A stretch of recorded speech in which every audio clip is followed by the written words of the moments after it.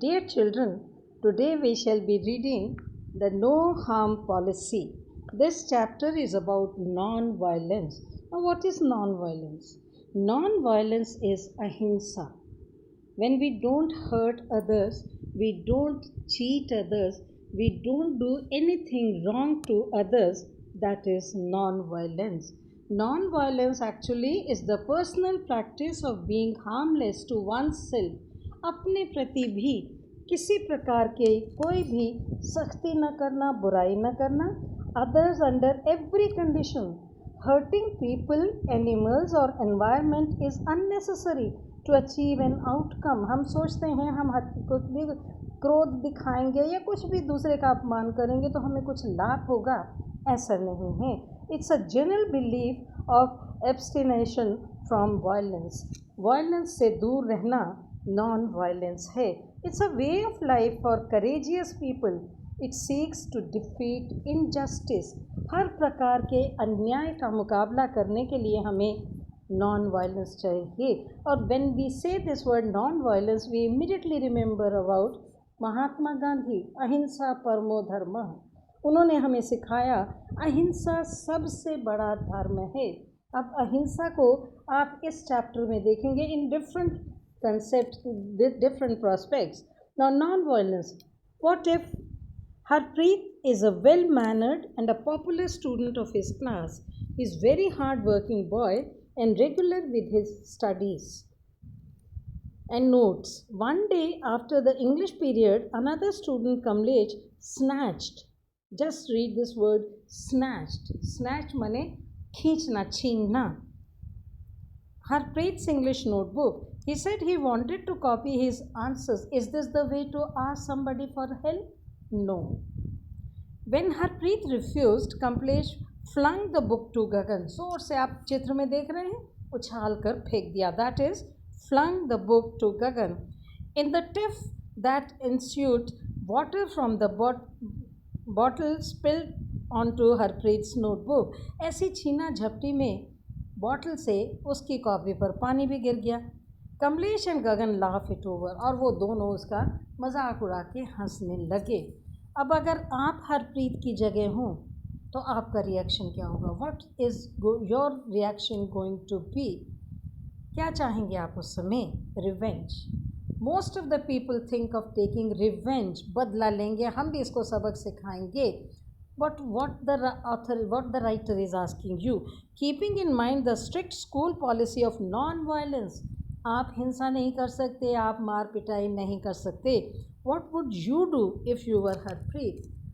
आपको अलाउड नहीं, स्कूल में मार पीट करना अलाउड नहीं है. फिर आप क्या करेंगे?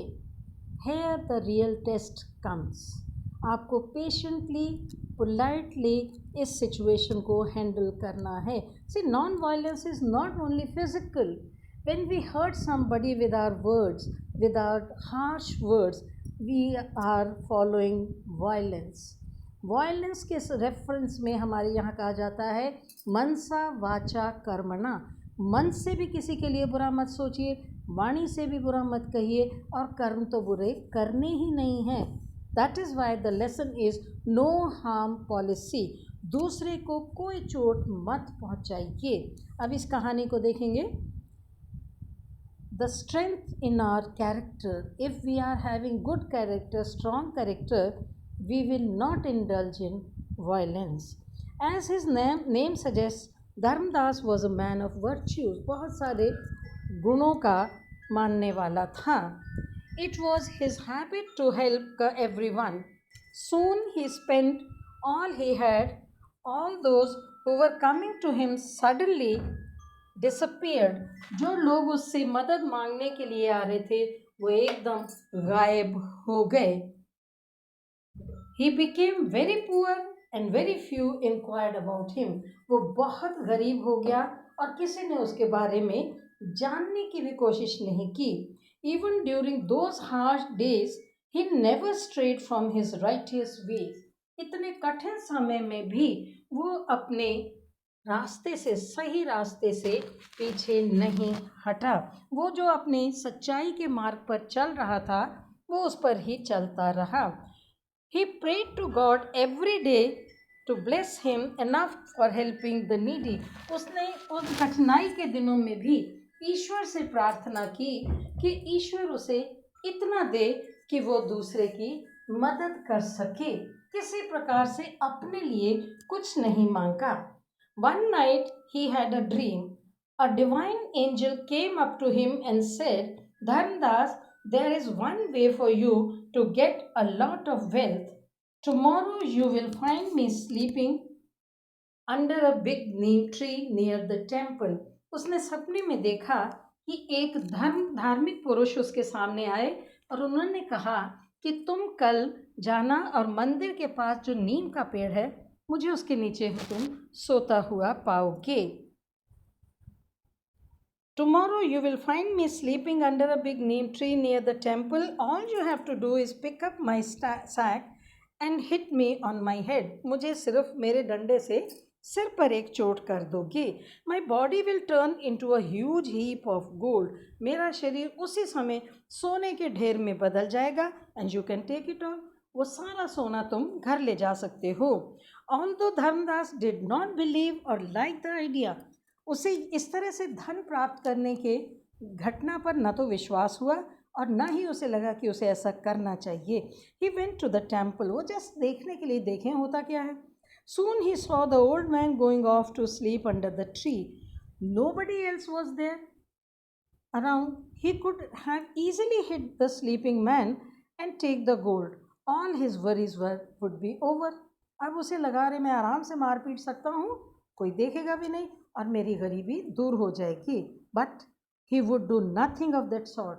लेकिन उसने निश्चय किया वो ऐसा कुछ नहीं करेगा।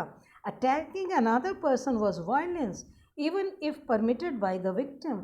चाहे उसने खुद कहा कि मेरे ऊपर हाथ उठाओ मुझे मारो, फिर भी ये हिंसा थी। He would not do that, not even for the entire wealth of the world. सारा दुनिया भी उसको मिलकर धन संपत्ति दे तब भी वो उसे नहीं मारेगा। He sat there for several hours. Finally, the holy man woke up. He asked with amazement. आश्चर्य से उसने कहा, Why you had a chance of a lifetime? तुम्हें इतना अच्छा मौका मिला था धनी बनने का। Don't worry, I'll give you another chance. ठीक है, तुमने उस समय मुझे नहीं मारा, मैं तुम्हें एक चांस और देता हूँ, तुम मुझे मारो। Dharmdas said, No master, even then I'm not going to do a wrong thing. चाहे कुछ भी हो जाए मैं आपके साथ इस तरह का अन्याय नहीं करूँगा, ये गलत है। इंस्टेड उसकी बजाय वो क्या कह रहा है, why don't you come to my house and have a frugal meal. मेरे साथ एक मामूली सा जो कुछ मैं खाऊंगा मेरे साथ भोजन ग्रहण कीजिए। You must be hungry. Before leaving Dharmdas touched his feet. The man smiled and gave him the huge sack he was carrying. वो जो अपने साथ बोरा भर के लाया था जाते हुए उसने धर्मदास को दिया। Dharmdas was amazed, the sack was full of gold coins. वो आश्चर्यचकित रह गया, उसे तो बोरे में भरे हुए सोने के सिक्के मिल गए। कर भला तो हो भला। You must have heard about this line. इस तरह के सेइंग्स हम लोग सुनते हैं। We should not indulge in hurting others for our selfish motive और for any motive, for anything. Violence is not a good thing. For small things we fight with each other, we use harsh words. You are also doing the same thing. And sometimes you become very cruel with your parents. You are hurting them. You are not following non-violence. That is also violent. Your behavior is not correct. So when next time you get angry or next time when you think that you should answer back or you should hit back, remember about this story non violence.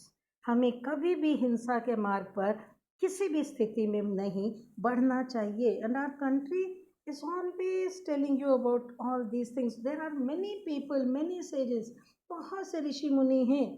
Gautam Buddha को आप याद रखिए, जैन महावीर जी को याद कीजिए, वो तो पैरों के नीचे आने वाले छोटे छोटे प्राणियों को भी जो दिखते भी नहीं उनकी भी सुरक्षा करने को कह रहे हैं। So how can we be violent? Violence is not good.